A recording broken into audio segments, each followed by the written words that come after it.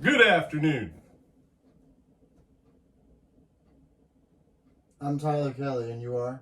Brian Reagan. And today we're reading from Jeremiah chapter 18, verses 18 through 23.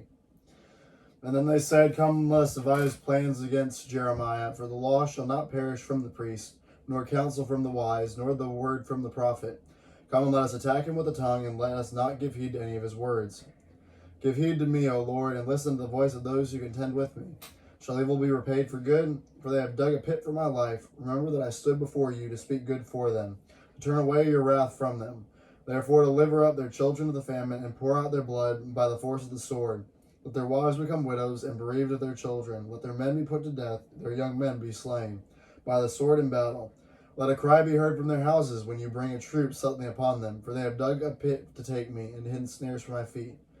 Yet, Lord, you know all their counsel, which is against me, to slay me. Provide no atonement for their iniquity, nor blot out their sin from your sight.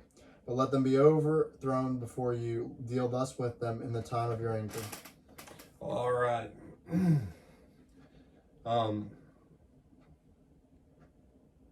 Some people would have a problem with this petition of Jeremiah.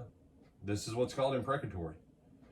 You say, he should have been more forgiving. When you think of forgiveness and mercy, that's not how most people, even in the Old Testament time, really understood the Old Testament. There was the valid point, an eye for an eye, tooth for a tooth, hand for a hand, okay? The law of equal retribution. So, first of all, you can't look at Jeremiah and say he should be that way, okay? But here's the other thing.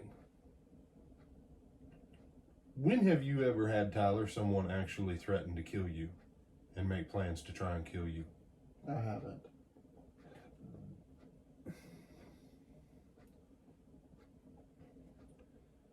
People wanted to kill Jeremiah.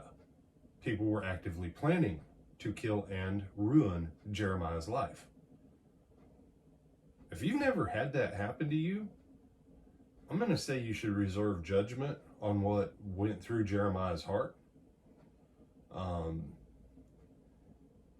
Because plotting murder on someone in the Old Testament, do you remember what penalty that carried if it was found out you were plotting murder against someone, Tyler? Weren't you put to death? You were put to death. Not because Jeremiah prayed it, but because the law of God said it. Mm-hmm. Conspiracy to commit murder, if it was discovered, would cause those who were conspiring to commit murder to be put to death. So you need to look at this, and this is one of those things, when you read the Old Testament, and you read some of this stuff, make sure you actually know what the law of Moses said on this stuff. Jeremiah is not just asking for random vengeance against his enemies.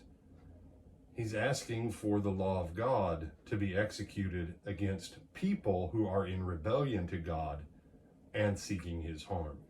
So, not the whatever, but he's also saying, I need you to take care of this and deliver me, because basically nearly the whole country hates my guts. So the only way out of this is you, O Lord. So actually a tremendous prayer of faith. Do you have some other thoughts on this, my brother? No, sir. All right. Invite him back for tonight and remind him to Like, comment, share, and subscribe. We hope to see you this evening at 8 o'clock Eastern Time. till then.